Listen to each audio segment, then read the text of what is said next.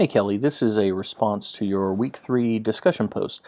Um, I have discussed a lot of the things that you've talked about with a lot of your classmates, and you're more than welcome to go and check out some of the other stuff with them. Now that sounds like a cop-out, but I really wanted to focus on one of the things that you brought up that I think is somewhat unique to yours.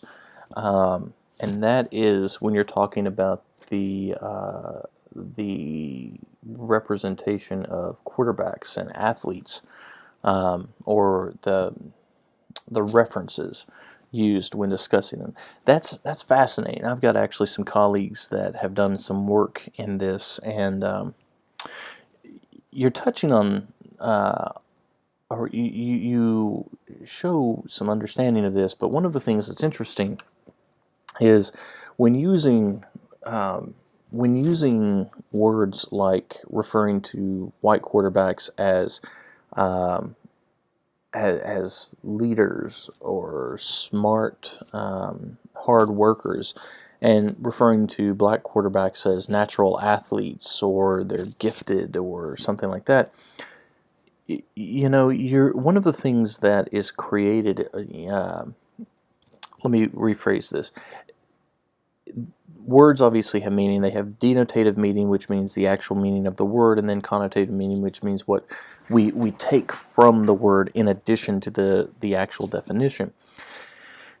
If we say that a white athlete is a hard worker, what we're saying is, that their accomplishments are earned, that their accomplishments are something that they're striving for. If we're saying they're smart, one of the things that comes or that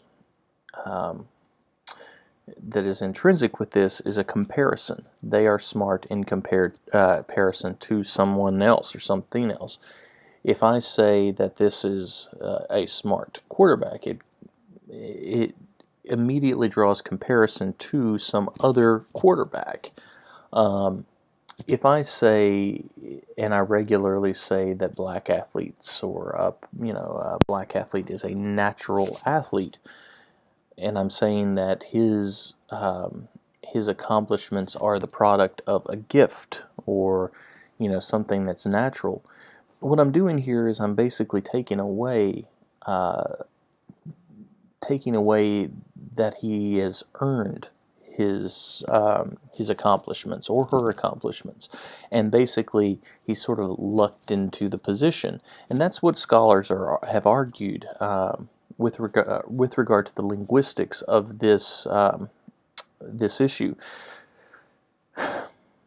When these trends pop up, by referring or by constantly using terms like natural athlete, not only are you reducing the significance of the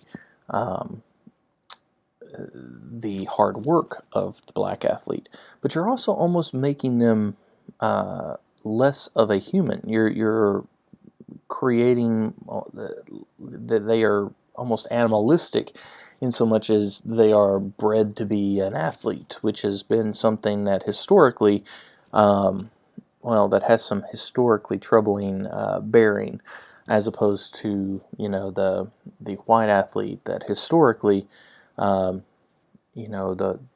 there's been some baggage behind the white person as the leader and the black person as the natural workhorse.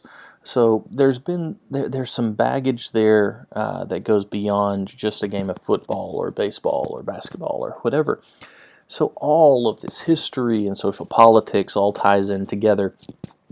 And as an academic, we have to kind of suss through all of this and sift through it and try and find how much is intrinsic,